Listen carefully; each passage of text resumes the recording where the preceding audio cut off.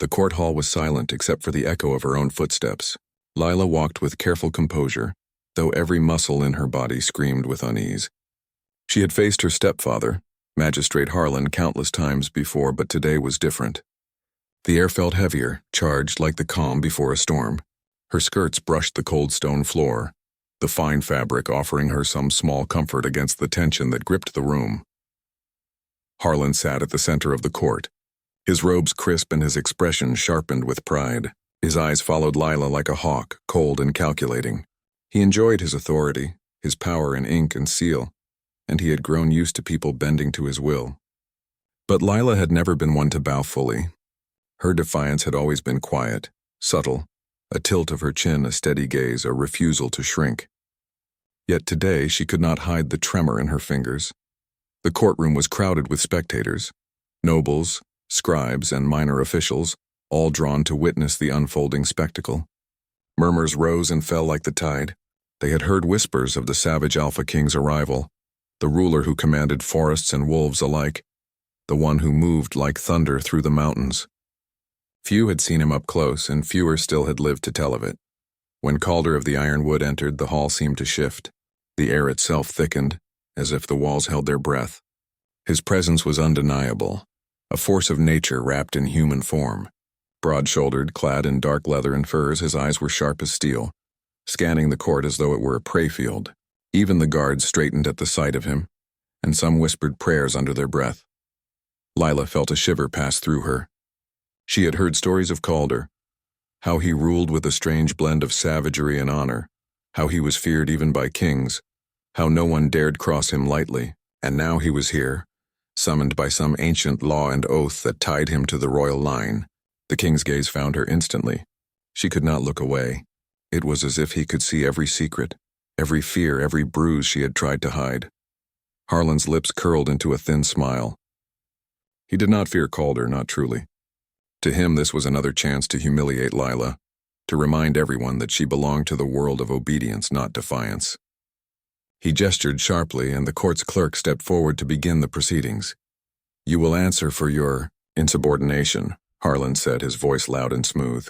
"You have challenged the law of this court, and you will face its consequences." Lila kept her chin high, her voice steady when she replied. "I have done no wrong beyond speaking the truth," the room murmured. Some nodded in secret approval. Others tensed with alarm. Speaking the truth in a court ruled by power and fear was dangerous, yet there was a fire in Lila's eyes that made people hold their breath. Harlan's expression darkened. He had expected tears or a trembling voice, not this. Slowly, deliberately he stood. His hand rose and the slap came down. The sound cracked like a whip across the hall. Lila felt the sting and shock in equal measure. The taste of anger and shame rose in her throat, but she did not cry out. She only blinked, steadying herself, her back straight despite the sudden heat on her cheek. Then came the voice that would change everything. Calder moved like a shadow, fluid and unstoppable. One moment he was at the edge of the hall. The next he was before Harlan, eyes blazing, voice low and dangerous. "Touch her again," he said, each word like iron striking stone, "and die." The court fell silent. Even Harlan froze, the weight of the words settling over him like a shroud. He had known of Calder's reputation, of course, but the reality of it, this living, breathing force, was something entirely different. The hall, the walls, the very air seemed to tighten around them. Lila felt something inside her shift. Fear tangled with awe, and a small spark of hope flickered where there had only been resignation. For the first time, she realized that someone saw her, not as a child to be scolded, not as property, not as someone to be controlled, but as a person worthy of protection. Calder's gaze lingered on her, sharp and piercing, and in it, she glimpsed not only anger at injustice but something more complicated, almost reluctant tenderness. He did not speak again, but his presence was enough. The court's attention had shifted entirely to him, and in that moment Lila felt a strange surge of strength. She could meet the eyes of anyone, face any word, and not shrink away. The proceedings continued, though the balance had shifted. Harlan's words were edged with caution now, his authority undermined by the silent threat standing before him. Calder did not intervene unless necessary, but his presence alone was a statement louder than any law. Every observer knew. One false move against Lila, and there would be consequences beyond any earthly punishment. After the court adjourned, Lila remained in her seat, her mind spinning. The court hall emptied gradually, leaving behind the smell of wax, dust, and polished stone. She traced her fingers over the bruise on her cheek, the sting still sharp, the memory of the slap of burning brand. She had survived the court, yes, but at what cost? That night sleep did not come easily. She dreamed of wolves with golden eyes stalking through the trees, of shadows that whispered her name. In the dream, a voice, deep and commanding, told her she was not alone. It was Calder's voice, or something like it, echoing in the dark corners of her mind. When morning came, there was a faint mark on her wrist, one she could not explain. It was shaped vaguely like a flame or a leaf, faintly red at the edges. She covered it with her sleeve, uncertain whether it was a bruise, a birthmark, or something else entirely. But when she glimpsed it again later, she noticed it pulsed slightly, as if alive. The city outside the court was buzzing with rumors. People whispered about the savage Alpha King and the girl he had threatened to protect. Some spoke with fear, others with curiosity.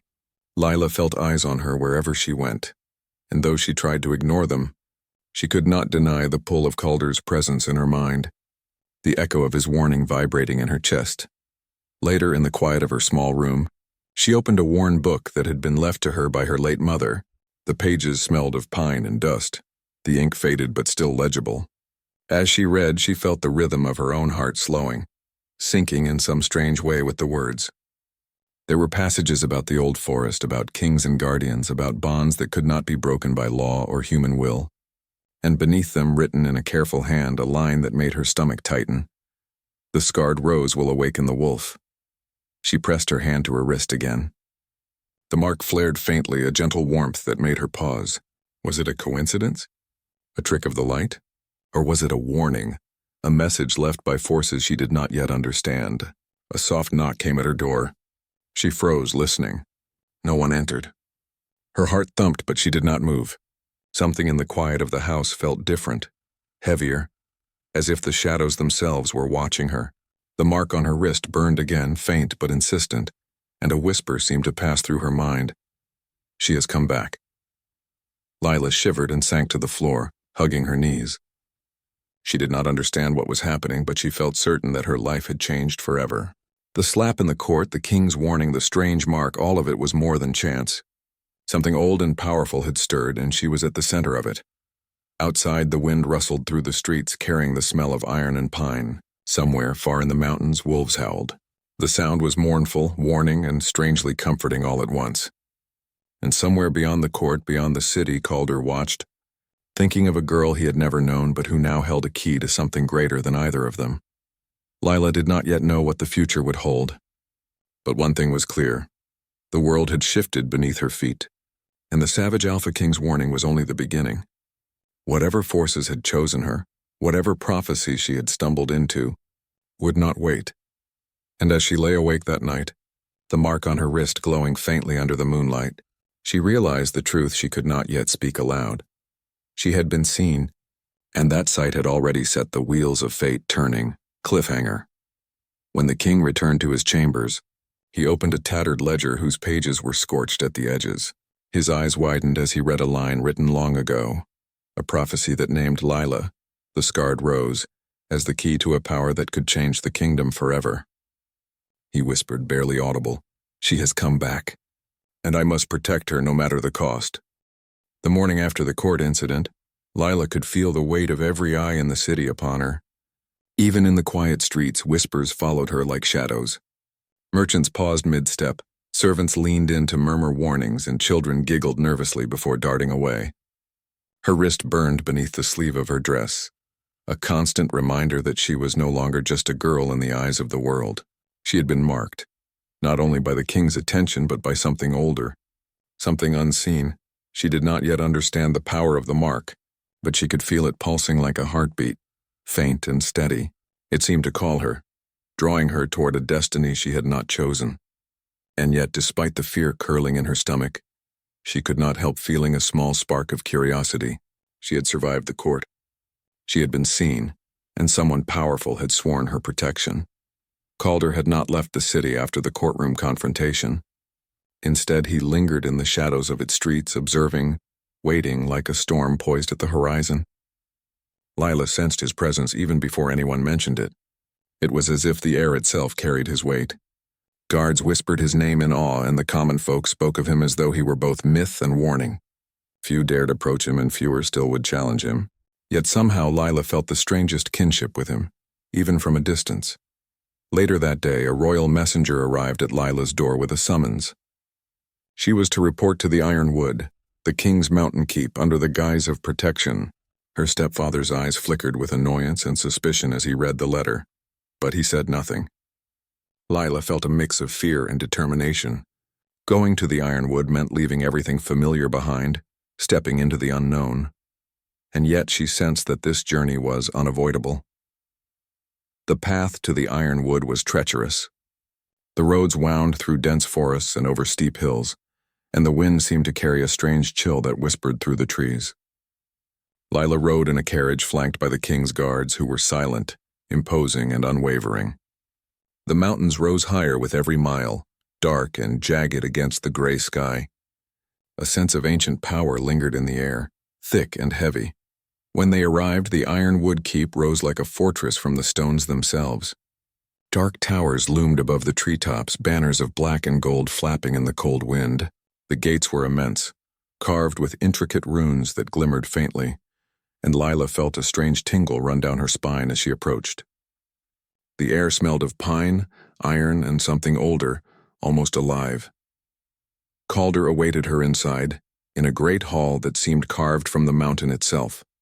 The ceilings were high, vaulted like a cathedral, and massive iron chandeliers hung from chains that rattled slightly with the breeze.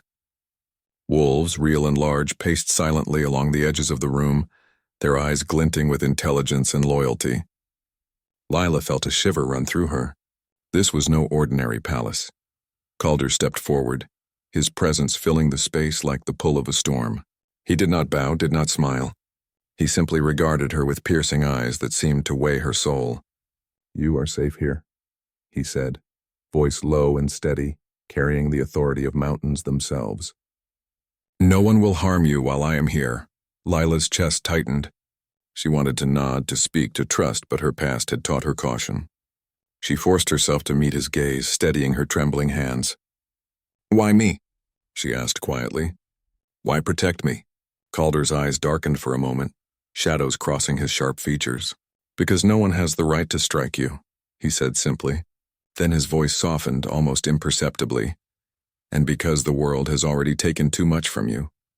The days that followed were filled with lessons, routines, and quiet observation. Lila learned the keep's rhythms, the echoing corridors, the scent of the forests carried inside by open windows, the way shadows moved differently under the sunlit towers. She noticed Calder's own rhythms, the way he walked, spoke, and commanded attention without raising his voice. There was a strange discipline to him, a blend of savagery and order that seemed to pulse through every stone and timber of the keep. They spent hours in the library, a vast room with shelves reaching the ceiling and ladders sliding along rails. Calder taught Lila to read the ancient runes etched into the walls and carved into the stone floors. "Knowledge is a weapon," he told her, "one that can protect you better than steel." Lila listened, absorbing every word, though she also noticed the weight of sorrow behind his teaching, the loss of battles, of people he had been unable to save, and of burdens carried alone for decades. Despite their distance, an unspoken connection grew between them. Lila saw glimpses of humanity beneath Calder's stern exterior, a flash of humor, a hint of tenderness, a silent acknowledgement of her strength. She in turn found herself drawn to him, not as a child to a protector, but as one equal to another, each learning to trust in the presence of the other. Yet the Ironwood was not without danger. Shadows moved differently here, and whispers of the old magic lingered in the corners. Lila discovered hidden rooms, narrow passages, and a small chapel carved into the rock where statues of wolves stood vigil over the silent stone. The air in that chapel was thick, almost alive, and Lila felt the pulse of something ancient beneath her feet. She traced her fingers over the carvings, and her wrist mark throbbed in response. One evening, as the sun dipped behind jagged peaks, she followed the pulse to a secluded courtyard. There, hidden beneath a canopy of twisted trees, stood a stone statue of a wolf unlike any she had seen. Its eyes, carved from crystal, glowed faintly as she approached. Her heart raced. She reached out, hesitating for only a moment, before her fingers brushed the cold stone. The wolf's eyes flared with light, and for a heartbeat Lila felt something move within her, a connection, a recognition as though the creature knew her. And she knew it. A voice, deep and resonant, whispered inside her mind, "You are the one who has returned. The path you walk now cannot be undone." Lila staggered back, heart pounding, and the pulse of her wrist mark intensified. She realized that the iron wood held secrets far older than any king or law. Forces stirred in the mountain shadows, ancient and patient, and she was now entwined with them in ways she could not yet understand. That night, Calder found her in the courtyard, his expression unreadable in the moonlight. "You should not wander alone," he said. His voice carried a weight of authority but also concern. "There are things here that do not forgive mistakes." Lila met his gaze, steady despite the fear crawling in her chest. "I felt something," she admitted, her voice barely above a whisper. "In the courtyard, something called to me." Calder's eyes softened briefly, a flicker of recognition passing through them. "The mountain remembers," he said. "It chooses who walks its paths carefully. You have been chosen." The word sent a shiver down her spine. Chosen for what? Protection, power, or something she could not yet name? She felt both terrified and exhilarated. Whatever awaited her, she realized that the world she had known, the streets, the court, even her stepfather's cruelty, was gone. There was no turning back. Days passed, each one filled with training, observation, and lessons in patience and strength. Lila discovered that the keep's wolves were not mere beasts. They watched, they learned, they obeyed, but they also seemed to recognize her. The pulse in her wrist mark flared whenever she was near them, and she began to understand that she was part of something larger, something alive and powerful that extended beyond the walls of the ironwood.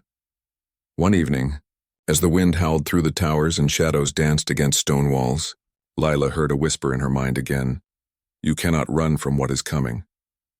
Prepare yourself, for the choice will soon be yours." She looked down at her wrist mark, glowing faintly beneath the sleeve of her dress. Fear and determination warred within her.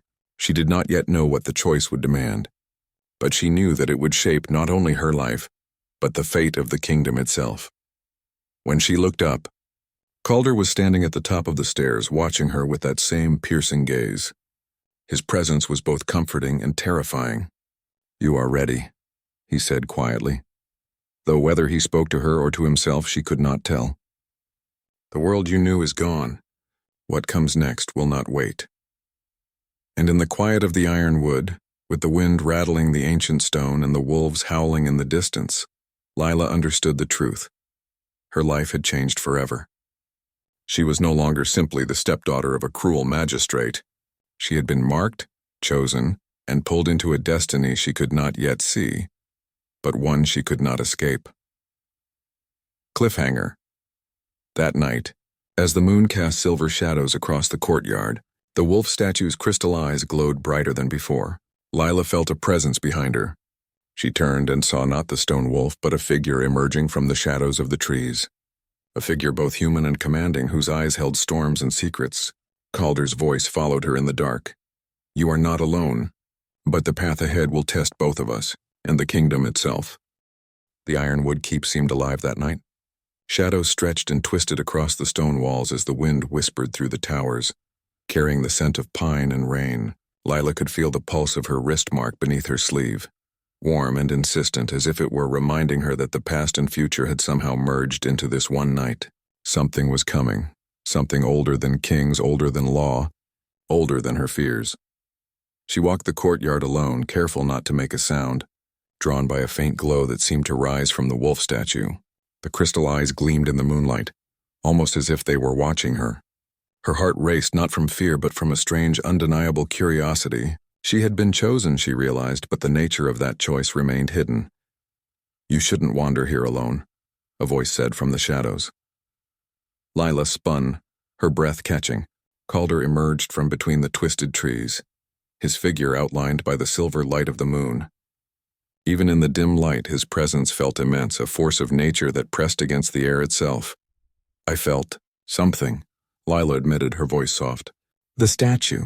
It spoke to me, or maybe it called me. I don't understand it. Calder's eyes softened slightly, but the storm behind them did not fade. The mountain remembers, he said. It remembers those it has chosen, those it has tested, and those it will challenge. You have awakened a path that cannot be ignored. Lila swallowed hard. A path to what? She asked. To truth, Calder replied, his voice low, carrying the weight of both warning and promise. And to power. But truth is never gentle, and power always demands a price.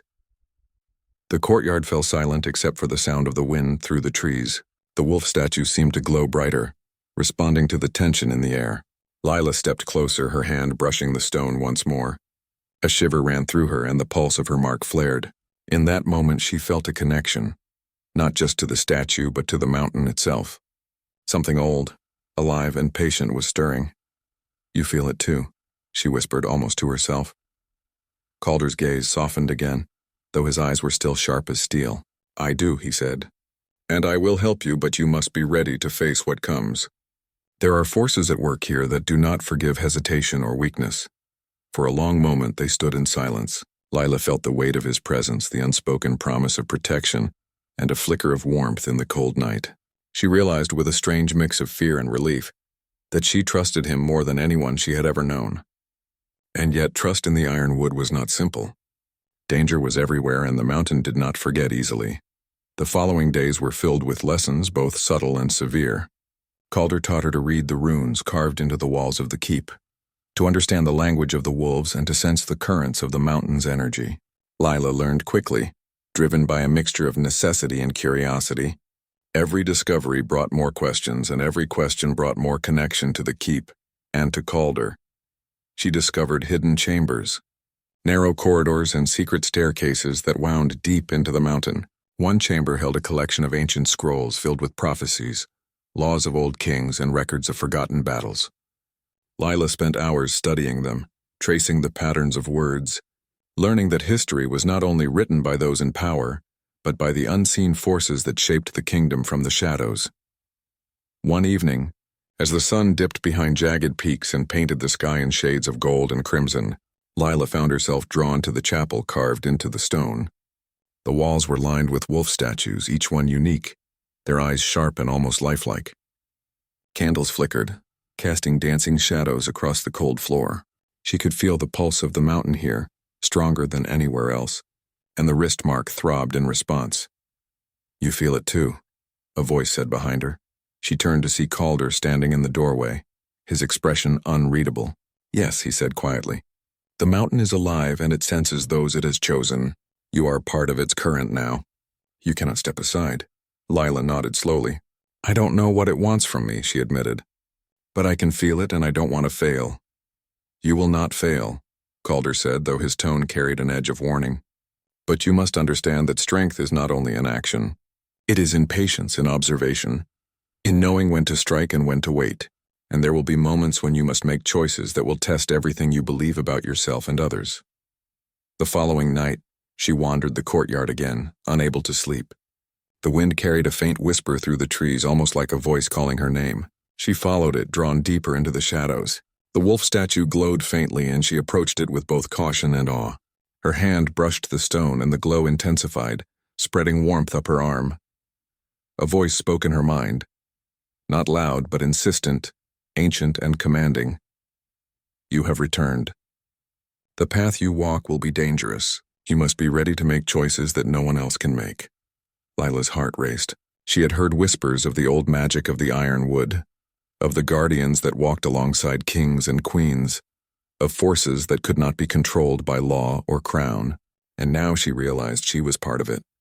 Her stepfather's cruelty, the court's whispers, and even Calder's fierce protection, all of it had led to this moment. Suddenly, the air shifted. A presence moved behind the trees, silent, measured, and powerful. Lila turned quickly, but the figure stepped into the moonlight. A man, cloaked in dark leather with eyes like the storm, regarded her. Her breath caught. You should not be here, he said, his voice calm but dangerous. Lila straightened, though fear prickled her skin. I am where I need to be, she replied. The man's gaze softened slightly, but the tension in the air did not ease. "The mountain does not forgive mistakes," he said. "And those who are chosen are watched closely. You are no longer a child of the court. You belong to something greater, and with that comes both power and peril." Lila's wrist mark flared again and the glow spread beneath her sleeve. "I am ready," she whispered, though even to her own ears the words felt uncertain. The man nodded once, almost approvingly, then stepped back into the shadows. Lila felt a strange relief, but also a deeper unease. The keep was alive with secrets she could not yet name, and the mountain's memory was long and patient. She understood now that her life had changed in ways she could not reverse. She was part of something older, something alive, something that demanded courage beyond her years. When she returned to the main hall, Calder awaited her. He did not speak at first, merely observing her, his eyes reading her like an open book. "You are learning," he said finally, "but the tests are only beginning. There will be moments when fear will press against your heart. When those moments come, you must remember who you are and why you were chosen." Lila nodded, her chest tight with anticipation and fear. "I will not fail," she said. "I know," Calder replied, his voice low and steady. "But the mountain is patient, and it will not forgive mistakes lightly." Over the next days, Lila continued her training, both in the ways of the keep and in the understanding of the mountain's ancient magic. She learned to read the signs in the wind, to sense the currents of energy beneath the stone floors, and to communicate silently with the wolves that roamed the grounds. Calder's guidance was strict but never cruel. He pushed her to her limits, teaching her that strength was not only in fighting but in observing, understanding, and acting with wisdom. One afternoon, while exploring a hidden passageway, Lila discovered a chamber sealed by runes. The air inside was cool, and the walls were carved with scenes of battles long past, of kings and queens, wolves and storms, and of a girl who bore a mark like hers. She traced her fingers over the carvings, feeling a strange warmth spread through her. The wrist mark pulsed in response, stronger than ever. A whisper echoed in her mind. "The scarred rose awakens the wolf." The choice is coming. Lila's heart pounded. She did not yet know the full meaning of the words, but she felt their truth deep within her. The path ahead was dangerous, filled with challenges that would test not only her courage but her heart. And somewhere in the shadows, forces both seen and unseen were watching, waiting for the moment when the choice would be made. That night, as the moon cast silver light across the keep, Lila and Calder stood together on the highest tower. The wind whipped around them, carrying the scent of pine and stone. Calder's hand brushed hers briefly, a small gesture of reassurance and connection. Neither spoke for a long moment, listening to the howl of the wolves in the distance and the murmur of the mountain itself. "You are ready," Calder said at last. "The choice will come soon, and when it does, we must face it together." Lila nodded, feeling the weight of her destiny settle on her shoulders. She did not yet understand the full scope of the path before her, but she knew one thing with certainty: she would not face it alone. Cliffhanger. As the first light of dawn crept over the mountains, a shadow moved through the courtyard below. Lila caught sight of it, a figure cloaked in darkness carrying a sealed letter stamped with the king's seal. Her wrist mark flared fiercely, as if warning her that what was inside could change everything, and that the tests she had faced so far were only the beginning. The first light of dawn spilled across the ironwood keep, washing the stone towers in pale gold. Lila stood at the edge of the highest balcony, the wind tugging at her hair and dress, carrying with it the sense of pine and cold mountain air. Her wrist mark throbbed beneath her sleeve, more insistently than ever, as if warning her that the calm of morning was only an illusion. Below, in the courtyard, a shadow shifted. The figure approached with careful steps, carrying a letter sealed with the king's crest. Lila's heart beat faster. That seal was rare, reserved for urgent matters and messages of the highest importance. Her instincts screamed that this was no ordinary summons.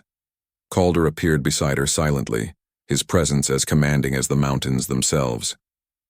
"Do you feel it?" he asked, his eyes scanning the courtyard with a predator's intensity. "Yes," Lila whispered. "Something is coming. I can feel it. In the air, in the stone, in the wind." Calder nodded, a shadow of concern crossing his sharp features. "Then we cannot wait. You must see this message yourself." Descending to the courtyard, Lila took the letter with trembling hands. The seal was unbroken, heavy with the weight of authority and power. Breaking it felt like a small defiance against a larger force. But she pressed her thumb against the wax and cracked it open. Inside was a single sheet of parchment, the ink dark and deliberate. The girl of the scarred rose has awakened the mountain. She must come to the Hall of Ancients at the next full moon. Only there will the path be revealed, and only there will she choose the fate of the keep. Lila read the words twice, her breath catching in her throat. She turned to Calder, seeking reassurance. "The Hall of Ancients," he said, his voice low and serious. "Few have entered it. It is a place of old magic, of trials set by those who came before kings and law. You will not go untested. And you must understand this is more than a challenge. It is a responsibility. What happens there could change the keep, the mountain, even the kingdom itself." Lila swallowed, trying to steady herself.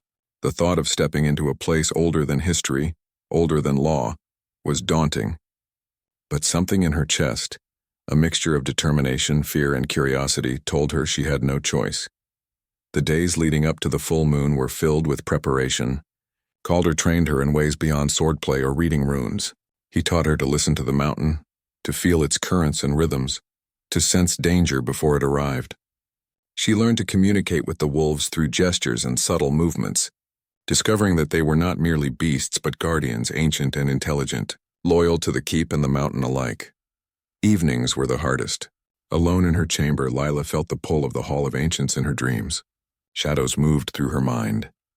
Whispers spoke in voices she did not recognize, and the pulse of her wrist mark flared as if calling her to a destiny she could not yet see. Calder would sometimes find her in the courtyard, standing silently in the moonlight, lost in thought. "You are ready," he said once, though his eyes betrayed doubt. "The trials will not be easy. Fear and uncertainty will press against your heart, but you must remain steady. Strength is measured not only in power but in patience and clarity." Lila nodded, gripping the edge of the balcony. "I will not fail," she said, though even she wondered if the words were enough. The night of the full moon arrived with a sky of deep indigo and scattered stars. The courtyard was bathed in silver light, the air crisp and filled with an almost tangible anticipation. Calder led her to a hidden passage that wound deep into the mountain. The walls were carved with runes that glimmered faintly in the moonlight, and the air grew colder with every step. Lila could feel the mountain around her, alive, waiting. The passage opened into a massive chamber, the Hall of Ancients. Its ceiling stretched impossibly high, and the walls were carved with scenes of battles, rituals, and figures cloaked in shadow. The floor was etched with a map of the mountain, dotted with symbols she did not yet understand. At the center of the hall stood a pedestal, empty but radiating power. "You must place your hand here," Calder instructed, stepping back. "The mountain will test you. Your choices, your courage, your heart, they will all be measured. And you must be true to yourself. The hall will not tolerate lies, fear, or hesitation." Lila approached the pedestal, her wrist mark throbbing in response. As she laid her hand upon the smooth stone, a rush of energy coursed through her, sharp and electrifying. The runes on the walls flared with light, and the chamber seemed to breathe around her. A voice echoed through her mind, deep and commanding. "You are the scarred rose. You have awakened the wolf. Choose wisely, for the path you take will shape more than your destiny. It will shape the mountain and all who dwell within it." Images flashed before her eyes. The wolves, the keep, the court, the people who whispered her name, the cruelty of her stepfather, the protection of Calder. Each memory, each connection pressed against her, demanding attention. "You are ready," Calder said softly, standing at the edge of the chamber. "Trust yourself." Lila took a deep breath and allowed the hall's energy to flow through her. She felt the pulse of the mountain beneath her feet, the rhythm of the wolves in the distance, and the steady presence of Calder nearby. She realized that fear was not the enemy. It was clarity, focus, and understanding that would guide her. The chamber shifted. Shadows moved along the walls, forming figures of past guardians and kings. Their eyes glowed faintly, observing, waiting. One stepped forward, a figure in robes etched with runes, and spoke in a voice that resonated like rolling thunder. "The scarred rose stands before the mountain. She has awakened the path. Speak and choose." Lila's throat was dry, her heart pounding. She could feel the weight of expectation, the pull of destiny pressing against her chest. Yet amidst the pressure, she felt something else. A quiet strength that had grown in the days and weeks of training. A resolve born from fear, courage, and connection. "I choose," she said, her voice clear and steady. I choose to protect the keep, the mountain, and all who dwell within it. I will face the trials. I will stand for what is right. And I will not let fear guide me. The chamber seemed to exhale. Light spread from the pedestal, tracing lines along the runes and the etched map of the mountain. The wolves' howls echoed faintly, though they were not present. Lila felt her wrist mark flare, warm and bright, as if affirming her choice. A shadow moved in the corner of the chamber, a dark figure that Lila did not recognize. It stepped forward slowly, and she realized it was human, though cloaked in darkness. The figure bowed slightly and extended a hand. The trials have begun, the voice said. Your courage will be tested, your heart challenged, and your loyalty questioned. Only by remaining true to yourself will you survive what comes next. Lila took a steadying breath. She was not alone. Calder stood behind her, silent but unwavering. She felt the pulse of the mountain, the strength of the keep, and the energy of the Hall of Ancients. She was ready, though she knew the path ahead would test her in ways she could not yet imagine. The first trial began with a whisper of wind, a flicker of shadows, and a faint glow tracing the walls. Shapes formed, illusions of her past and fears given life. Harlan appeared in the shadows, his eyes cruel, hands raised as if to strike. Lila froze for a heartbeat, but then remembered Calder's words. Fear was not the enemy. She closed her eyes, took a deep breath, and stepped forward, letting clarity guide her. The illusions shifted, replaced by images of the keep, the wolves, and Calder, standing steadfast. A voice spoke again. You have faced fear. You have chosen courage. The path continues, but the trials will grow harder. Lila opened her eyes. The pedestal glowed faintly, and the chamber seemed to settle. She realized that the trials were not only tests of strength, but tests of heart, spirit, and wisdom. And she felt something powerful awakening within her, a confidence she had not known before, a sense that she was truly ready to face the challenges that lay ahead.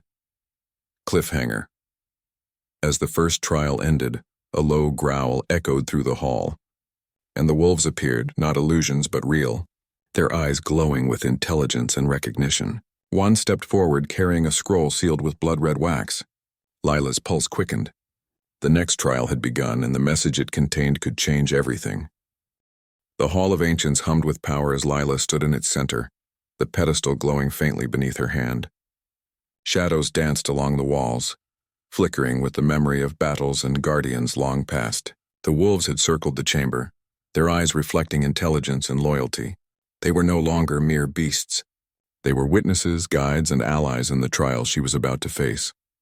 Calder stood silently behind her, his gaze steady, sharp, and unwavering. Lila felt the weight of his presence, a calm strength that anchored her, even as the energy in the chamber pulsed like a heartbeat. She had come so far, from the girl afraid of her stepfather's cruelty to a young woman standing before forces older than kings. Yet the final trial awaited, and she could feel its gravity pressing down upon her. A deep voice resonated through the chamber, echoing off stone and shadows. The scarred rose has awakened. The trials of heart, courage, and wisdom must now conclude. Choose wisely, for your decisions will shape not only the keep, but the mountain itself. From the shadows, the figure who had delivered the first trial's scroll stepped forward, hooded and silent until now. He extended a hand, revealing the scroll sealed with blood-red wax. Lila took it carefully, feeling the energy thrumming through the paper. She broke the seal and unrolled the parchment. The words were simple, yet charged with meaning. Face the truth within yourself. Only by accepting who you are and the power you carry will you complete the trials. What you fear most is not the mountain, the wolves, or the shadows, it is yourself. Lila's heart skipped a beat. She understood now that the final challenge was not a puzzle, a fight, or even a confrontation with illusion. It was internal. She would have to confront her own doubts, fears, and insecurities and embrace the strength that had been growing inside her all along. Calder stepped closer, his voice quiet but firm. This is why you are here. Not to prove yourself to others, but to prove yourself to yourself. Trust in what you have learned and trust in the power you carry. She nodded, taking a deep breath. The air in the chamber felt alive, vibrating with anticipation, as if the mountain itself was leaning in to witness her choice. She closed her eyes, allowing the pulse of her wrist mark, the rhythm of the wolves, and the energy of the hall to flow through her. Visions appeared before her mind's eye. The cruelty of her stepfather, the harshness of the court, the fear she had felt so often, the whispered warnings of the mountain. But alongside them, memories of courage, small victories, and the guidance of Calder emerged. She realized that all these experiences had shaped her, teaching her resilience, patience, and clarity. "I am not afraid of myself," she whispered to the empty chamber. "I will not hide from who I am. I am the scarred rose, and I will face the mountain, the trials, and the path ahead." The glow from the pedestal intensified, spreading across the floor and up the walls. The runes carved into the stone shimmered, forming symbols of protection, courage, and choice. The wolves howled in unison, their voices deep and harmonious, resonating with the chamber's energy. Lila felt herself lifted by the current of power, her body trembling not from fear but from connection. Then the illusions began. Shadows of her deepest fears, doubts, and regrets materialized before her.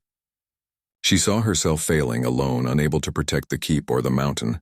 She saw Calder struck down, the wolves scattered, and the hall crumbling into darkness. Her pulse raced, her mind screamed with panic. But she remembered the lessons of the past weeks. Fear was not the enemy. It was the test of clarity and courage. She stepped forward, facing each illusion with steady resolve. "You do not control me," she declared. "I am not my fears. I am who I choose to be." One by one, the illusions dissolved, replaced by visions of strength, loyalty, and love.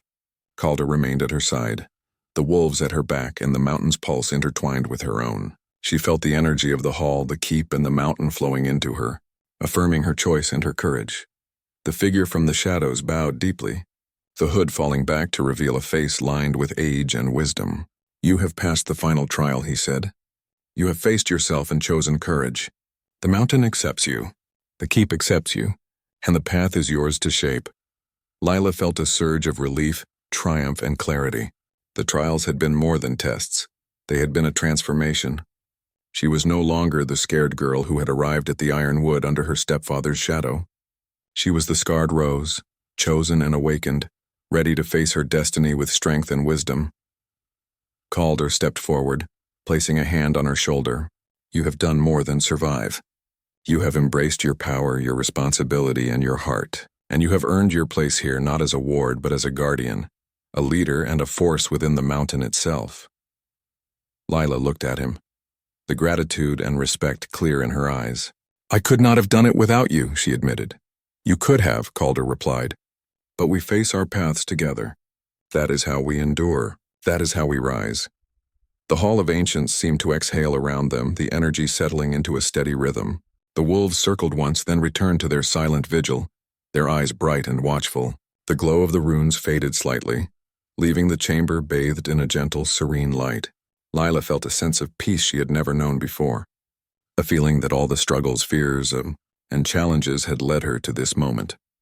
As she turned to leave the hall, she felt the weight of responsibility and possibility.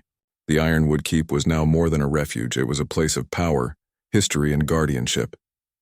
She understood that her choices here would ripple through the kingdom, shaping events, protecting the innocent, and ensuring that the balance of the mountain's forces remained intact.